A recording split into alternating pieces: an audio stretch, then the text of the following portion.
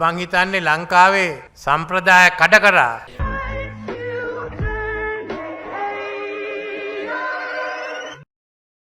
The inauguration ceremony of the national rice distribution for low-income families was held today under the auspices of President Ranil Wickremesinghe.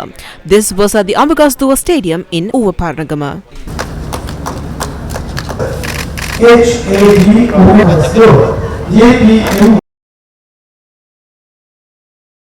මං හිතන්නේ ලංකාවේ සම්ප්‍රදාය කඩ කරා Sri Lanka's tradition of single-party or coalition governments may have been broken.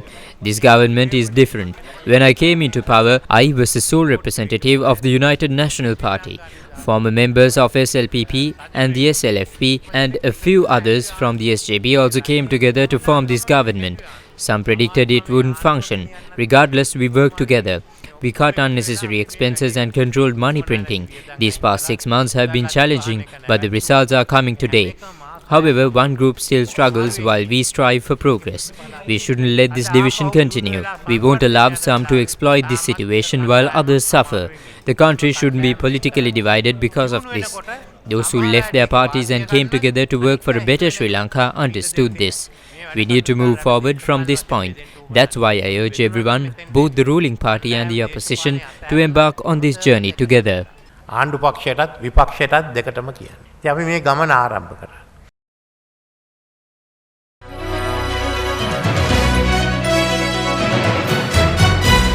A program to distribute rice with added nutrients to eradicate iron deficiency among 1.2 million school students in Sri Lanka commenced on a provincial level last Friday.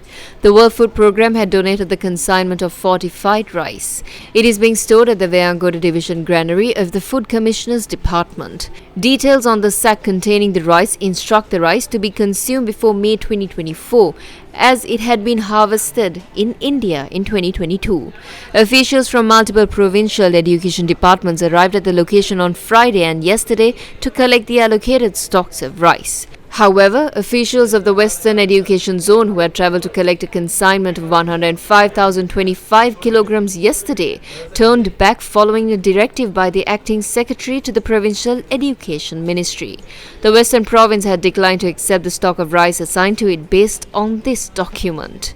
The document had been signed by the Regional Director of Health Services for Gampaha, who is a specialist in community medicine. Through this letter, the doctor pointed out that samples of the consignment of fortified rice had been directed to the Government Analyst Department on the 26th of February this year. The letter goes on to reveal that the government analyst had determined that the consignment was unsuitable for human consumption since it was contaminated. Although it has been more than 6 weeks since the government analyst directed its findings, no action has been taken to a point where stocks of rice from this consignment were released to several provinces.